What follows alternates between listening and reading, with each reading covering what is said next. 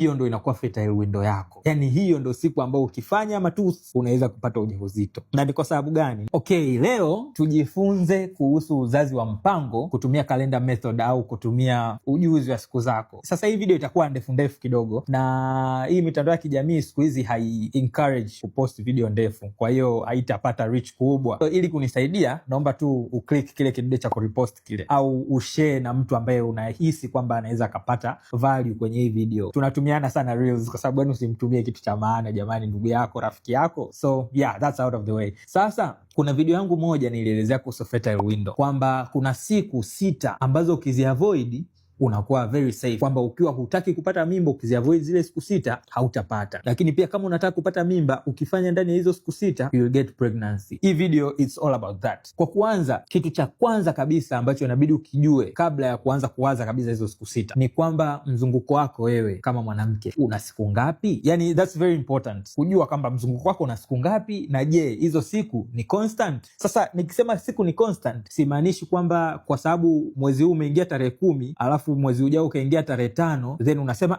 mimi mzunguko wangu hauko sawa.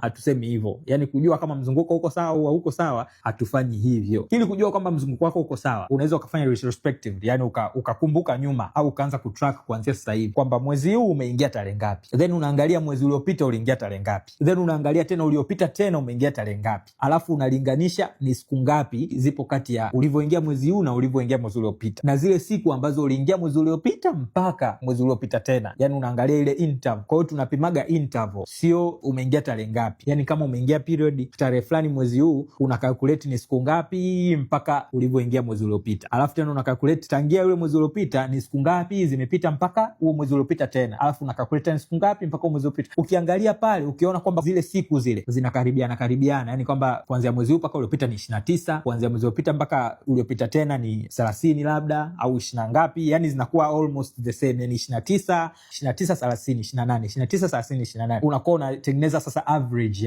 ya kwamba mzunguko wako una siku ngapi. Kwa hiyo utapima pale, alafu utaangalia average wa mzunguko wako, either una siku 29 au una siku 26, utapima mwenyewe. Na mzunguko wa kawaida unaweza ukawa kati ya siku 21 mpaka 35. Yani maana yake kuna watu wengine ambao anaweza kaingia tarehe 1 alafu tena akaja akaingia tena tarehe 22 na akawa kawaida kabisa, it's normal, yani sio ugonjwa na yuko vizuri kabisa, it's normal kabisa, yani uhitaji dawa yote, yani it's normal. Akaingia tarehe 1 akaingia tena tarehe 22, huyu mtu anakuwa ana mzunguko wa siku 21, which is normal kabisa. Lakini pia kuna mtu anaweza akaingia mwezi huu tarehe 30, mwezi ujao mzima asiingie, afu akaingia the next month tarehe 5 au tarehe ngapi, maana yake anakuwa ameskip mwezi mzima pale. Sasa huyu mtu unaweza kukuta ana mzunguko wa siku 35, and it's completely normal pia. That means mwili wa mtu mmoja si sawa na mwili wa mtu mwingine. Yani kama wewe siku zako zinakuwa 21, utakuwa tofauti sana na mtu ambaye siku zake zinakuwa ni 35. Sijui mmenielewa hapa? I think mmenielewa. So hicho ndo kitu cha kwanza, inabidi ujue kwanza mzunguko wako una siku ngapi, na kama hizo siku ni constant. Kama hizo siku sio constant, yani kwa mfano ile interval ya siku ile, mwezi huu ni siku 20, mwezi ujao ni siku 35, unaofuata tena ni siku 20, then unahitaji matibabu kwanza kabla ya kufuatisha hivi vitu ambavyo nataka kusema. Lakini for most women, 95% intervals zinakuwa ni sawa. Waga wengi sana wanajichanganya tu akihisi kwamba huu mwezi nimeingia mara 2, lakini kumbe mzunguko wake ni wa siku 24, therefore zile siku zitakuwa ndani ya mwezi mmoja. Sasa baada ya kujua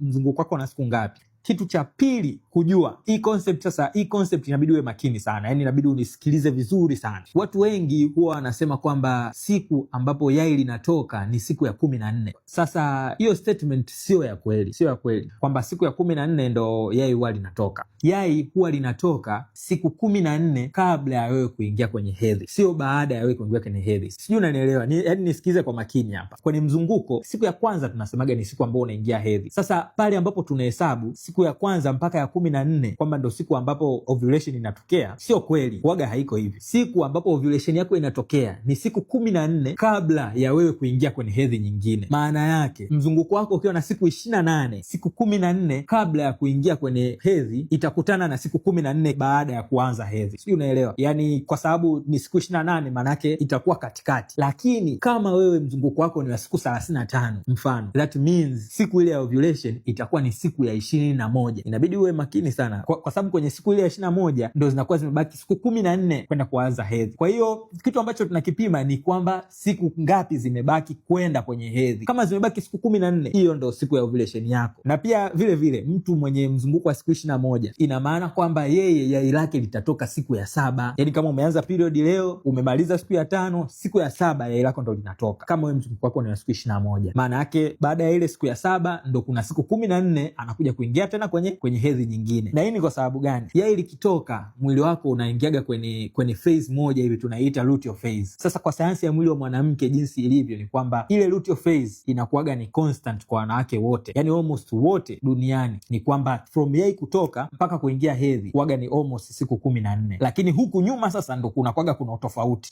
inaweza ikawa siku 7 au ikawa siku 21, sijui unaelewa. Kwa hiyo kitu ambacho kinawachanganyaga watu wengi sana mpaka wanakosea huwaga ni hii mentality ya kuhisi kwamba ni siku 14 baada ya kuanza hedhi, lakini how we calculate it ni siku 14 kabla haujaingia kwenye hedhi. Yani inabidi ukalculate siku 14 kabla ya kuingia kwenye hedhi, pale ndo inakuwa siku yako ya ovulation. Ukishaijua sasa ile siku ya ovulation, kila kitu kinakuwa rahisi, kwa sababu kinachowachanganyaga watu wengi ni ile siku ya ovulation, kuijua siku ya ovulation. Baada ya kuijua sasa siku ya ovulation, ambapo kwa watu wengi pia unaweza kuna vipimo vya joto waga linapanda, uteute ule unakuwaga mlaini zaidi, alafu unakuwa una hisia zaidi. Hiyo siku ya ovulation unakuwa una hisia zaidi. Kuna wanawake wengine uwaga wanasikia kabisa kama kitu kimetoka, yani wanasikia ka sharp pain kidogo. Hiyo siku ya ovulation sasa unahesabu siku 5 nyuma na siku 1 mbele, hiyo ndo inakuwa fertile window yako. Yani hiyo ndo siku ambayo ukifanya matusi unaweza kupata ujauzito. Na ni kwa sababu gani? Ni kwa sababu sperm inaweza ikaishi siku 3 mpaka 5, yani 5 ndo maximum ya sperm kuishi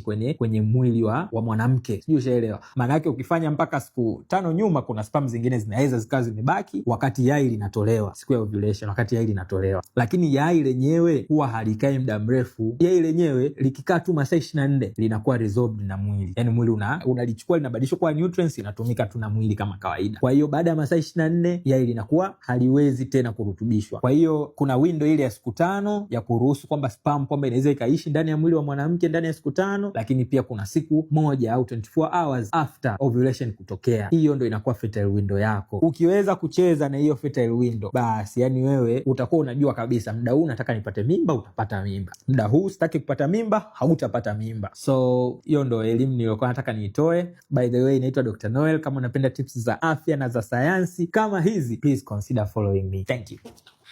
Na usisahau kumtumia mwenzako please, kama you have a friends group na wanawake mnayo, please itume hii ili watu as much as possible tuwe tunayo hii elimu.